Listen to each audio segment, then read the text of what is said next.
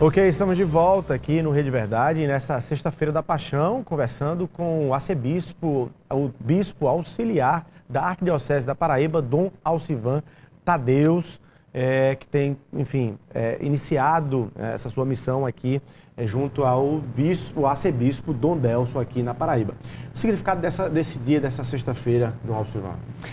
Nós sabemos que o Tríduo Pascal é o coração, vamos dizer assim, desta Semana Santa, né? A Semana Santa começa no Domingo de Ramos, mas o Tríduo Pascal é exatamente esse coração dessa semana, que se constitui da Quinta-feira Santa, Sexta-feira Santa e Sábado Santo. Então são 3 celebrações de grande importância para a vida do cristão, do católico. E a Sexta-feira Santa é um dia muito especial dentro da celebração do Tríduo Pascal, porque nós vamos contemplar a paixão de nosso Senhor Jesus Cristo. É o dia em que a Igreja nos convida a um maior recolhimento, não é? É o dia de jejum, é o dia de abstinência, é o dia em que todos somos chamados a celebrar a solene liturgia da paixão. No dia de hoje, não se celebra missa. Não há missa na Sexta-feira Santa na igreja, em nenhuma parte, porque é o dia de contemplar, viver os mistérios da paixão e morte de nosso Senhor Jesus Cristo. Então, todos nós somos convidados a participar dessa solene liturgia da paixão, que se constitui de um momento muito significativo, que é a adoração da cruz, o beijo da cruz e depois a distribuição da Eucaristia. Então há uma liturgia própria para esse dia da Sexta-feira Santa. Então somos convidados a viver nessa dinâmica desse recolhimento, desse momento em que Cristo vai para a cruz, vai ser julgado, vai ser condenado, e nós acompanhamos tudo isso buscando também viver a nossa simplicidade, a nossa humildade, o nosso recolhimento diante do mistério da paixão. Na simbologia até da vida, fazendo uma analogia de vida mesmo, nós humanos temos a tendência a querer pular logo para a ressurreição.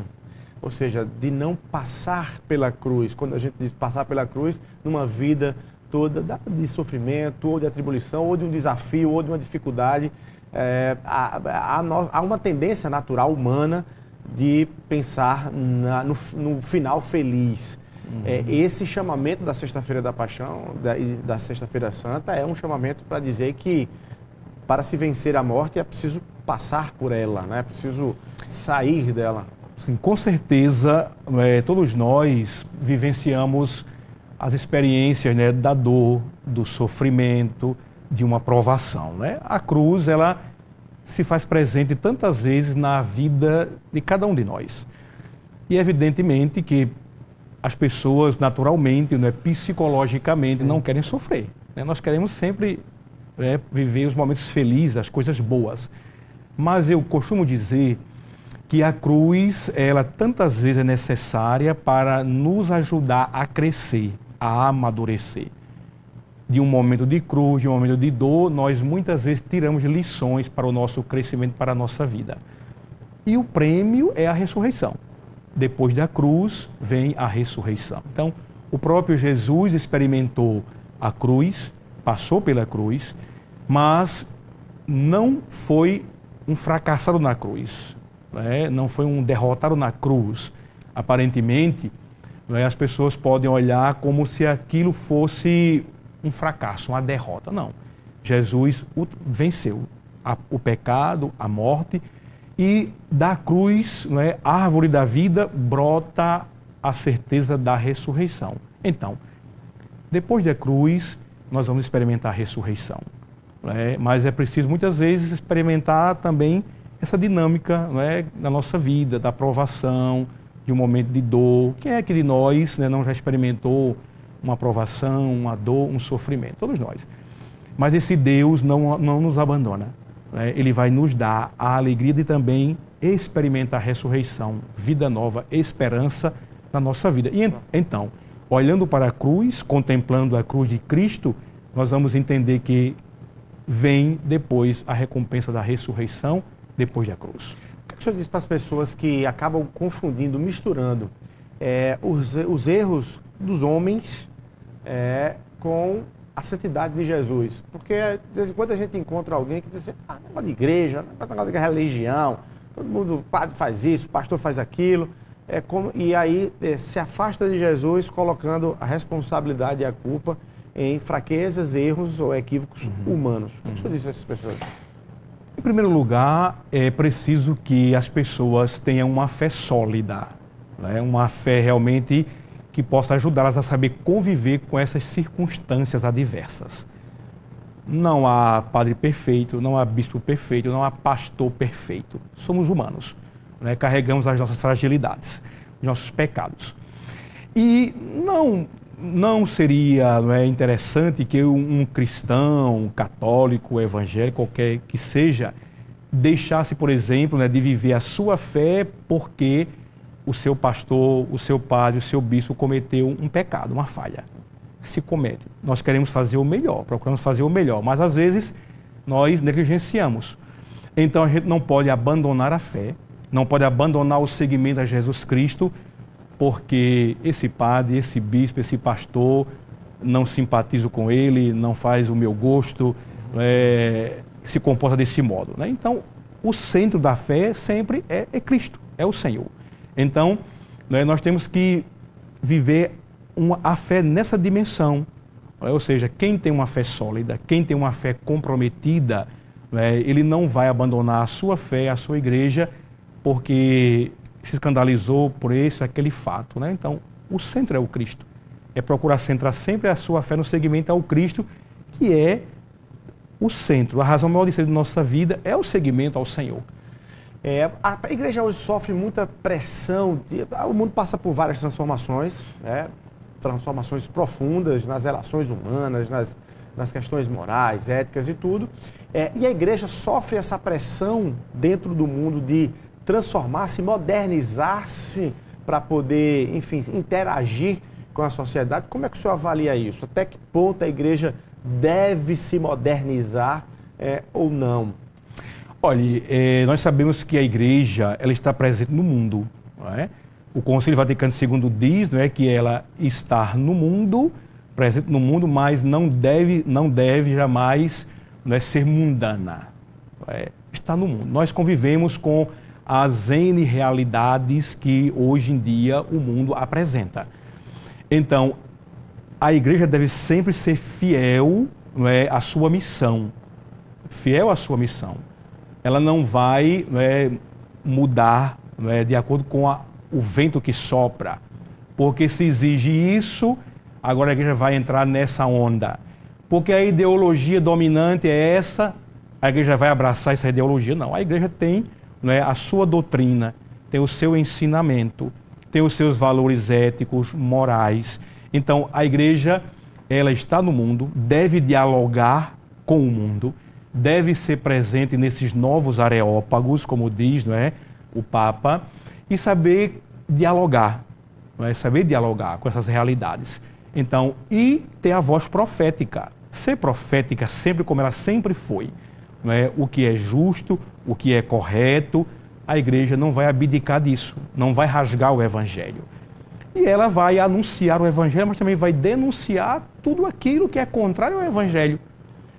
E aí, nesse sentido, o Papa Francisco, o que é que o senhor achou da liberação, vou usar essa expressão, do Papa Francisco e da orientação para que padres, para que, enfim, sacerdotes possam dar a bênção sobre casais do mesmo sexo? Bom, longe aí de rituais sacramentais da igreja, mas abençoar casais do mesmo sexo. O que é que o senhor achou dessa orientação?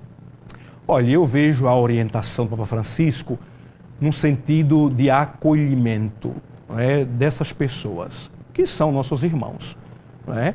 Eles escolhem a sua opção de vida, não é, sua opção sexual, e a igreja ela está dizendo que se alguém pede uma bênção, nós somos, né, chamados a abençoar, a dar uma bênção. Você pede a bênção à sua mãe, a seu pai, Deus te abençoe. Então, esse documento, né, que o Papa Francisco lançou e orientou a toda a igreja, é para que nós saibamos acolher essas pessoas. Né? Pede uma bênção, podemos dar uma bênção. Não é sacramento, né, como está bem claro. Agora, as pessoas que não entendem e querem polemizar fazem um alarde. E não é isso. O documento é muito simples, o documento é muito claro, objetivo, dizendo que se alguém que vive uma união homoafetiva se aproxima da igreja e pede uma bênção, se abençoa as pessoas que ali estão. Então, é um pouco nessa filosofia de Francisco, de acolher. Mas causa uma certa confusão entre sacerdotes, porque até deixou ali o sacerdote que não desejar fazer isso também tem o direito de não fazê-lo. O senhor tem encontrado, na Arquidiocese da Paraíba, por exemplo, a dificuldade de sacerdotes dizendo, olha, isso eu não faço, isso eu faço, isso eu não faço, gerando ali alguma divergência? Bem, eu estou aqui há 30 dias, como auxiliar, e até o momento não houve assim nenhuma problemática a respeito disso, de algum padre que se recusou, que diz que não vai seguir, então não tenho conhecimento de alguém que tenha tomado essa atitude. Então, é seguir simplesmente o documento, está claro. Então, é bom que a gente possa também ter um olhar para essas pessoas, que são tantas vezes excluídas, marginalizadas na sociedade, e muitas vezes elas procuram a igreja porque é na igreja que encontram muitas vezes uma palavra de esperança, uma palavra de consolo. Então, como nos ensina Francisco, a igreja deve ser sempre uma igreja de portas abertas para todos. Samaritana, acolhedora. Então, ela é uma mãe, a igreja. Então, a gente tem que entender, tem que saber conviver com essas realidades que hoje estão muito presentes na vida da igreja. E tentar ajudar essas pessoas a viverem a sua fé com autenticidade, com zelo. Dom Alcivan, essas portas abertas da igreja também são, e o Cristo crucificado hoje também, no Evangelho também deixa isso muito claro, portas abertas para os pobres, para aqueles necessitados, para aqueles que estão desprovidos das condições materiais básicas que se deve ter. E a igreja, eu lhe pergunto, faço duas perguntas ao mesmo tempo. Primeiro, a igreja, quando o senhor assumiu aqui a Arquidiocese da Paraíba, o senhor entendeu e viu a atuação da Arquidiocese da Paraíba, das igrejas aqui na Paraíba, com esse braço de proximidade com o pobre e o necessitado, o senhor viu isso? E aí eu já emendo com a segunda pergunta para dizer, e esse episódio do Hospital Padre Zé, que é um trabalho de assistência, de ajuda aos necessitados, se isso está dificultando a credibilidade das pessoas com os trabalhos assistenciais da igreja, seja no Hospital Padre Zé ou em outras. Tem até informações de que dízimos têm reduzido nas igrejas porque as pessoas ficaram ali desconfiadas e é preciso recuperar essa credibilidade. Olha, eu realmente estou muito encantado com a ação social da Arquidiocese da Paraíba.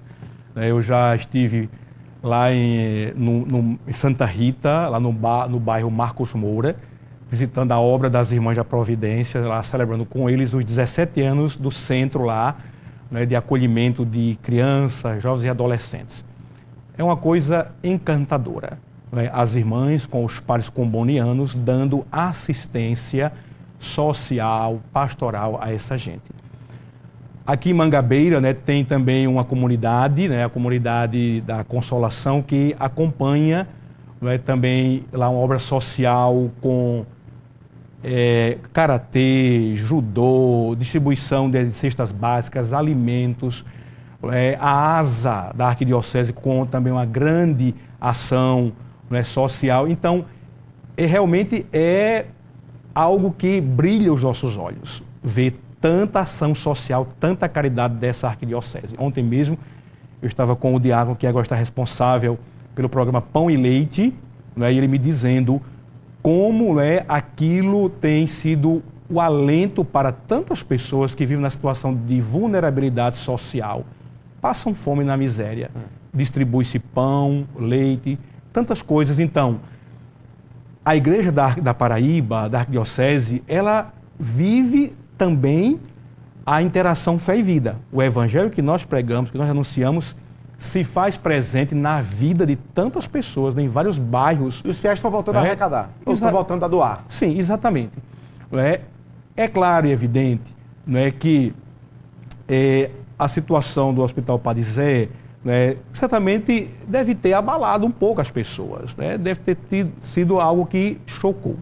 Mas eu convido a não olhar apenas, né, a ferida, mas vamos olhar o todo, o corpo todo, né? O corpo está chagado, está ferido, vamos cuidar daquela ferida, vamos tentar, né, sarar a ferida, para nós olharmos para frente, né, e começarmos a dar passos novos, né, para continuar essa ação solidária, né? Então, com certeza, as pessoas estão retornando novamente para contribuir, né, para ofertar, sabendo que a sua oferta, a sua doação, o seu dízimo, ele também é empregado para ação social, para contribuir, né? Então, olhar o que de bom tem, né? Muitas vezes a tentação é apenas focar no problema, na chaga, mas vamos olhar o que de bom existe, o que de bom tem. Se alguém quiser fazer, né, uma visita nessas obras sociais, vá, se informe como é que funciona, como é que está sendo, e verão como, né, o Evangelho está sendo vivido e como a caridade, a fraternidade para tantas e tantas pessoas. É a missão da igreja, né? Apesar das nossas fragilidades, mas queremos acertar, queremos fazer o melhor. Nossa, duas informações que eu recebi do senhor aí. Primeiro, que o senhor é bem devoto do São João Paulo II, é isso? Tem uma história de inspiração nesse Papa, nesse santo aí. E que o senhor é flamenguista também, né? Também. Mas o São João Paulo II foi ali uma inspiração como santo e como Papa? Né? Sim, com certeza, né? O Papa da minha infância e juventude, né, praticamente foi João Paulo II, né? Então, é um Papa que tem um carisma muito grande, né, que viveu muito grande um carisma, um Papa que realmente marcou a igreja, né? Então, eu tenho uma devoção muito especial por ele, né? Quando eu estudei em Roma, né, sempre eu passava na Basílica de São Pedro e ia ao túmulo, rezava no túmulo, né? Nos momentos de apetos, né, das provas e da tese, né, ali também rezava, né? Então, tenho essa devoção, esse carinho muito especial por ele, né? Não só eu, mas toda a família, né? A gente tem realmente alcançado graças pela intercessão de São João Paulo II, né? Estive em Roma na sua canonização, participei, né? E um fato interessante é que eu era pároco lá no interior do Rio Grande do Norte, e um coroinha de uma paróquia estava com um problema de leucemia, e o pároco disse: leve a foto dele para a canonização de São João Paulo II. Eu levei a foto desse menino, né, fiquei com ela no meu bolso toda a canonização. Depois eu fui celebrar no túmulo dele, coloquei essa foto embaixo, né, da toalha da mesa, e esse menino foi curado, né? Amém. Ele Amém. foi curado, né? Ele venceu o câncer da leucemia, né? Então, são muitos momentos de intimidade com São João Paulo II. Grande inspiração para uma caminhada ao céu. Com certeza. Dom Silvan, muito obrigado pela sua presença aqui nessa sexta-feira. Que Deus abençoe nessa sua missão aí à frente da Arquidiocese da Paraíba, junto com o Dom Delson. E a gente se encontra, se Deus quiser, no domingo, na missa aí de ressurreição do nosso Senhor Jesus Cristo. Muito obrigado. Obrigado a todos. Boa Semana Santa, né? Boa celebração, e que possam aproveitar bem esse momento de contemplar o Cristo na cruz. Bom demais. Bom, vamos ficando por aqui. A você o nosso abraço. Muito obrigado pelo carinho sempre da sua audiência. Uma feliz Páscoa para você e até segunda-feira, se Deus quiser.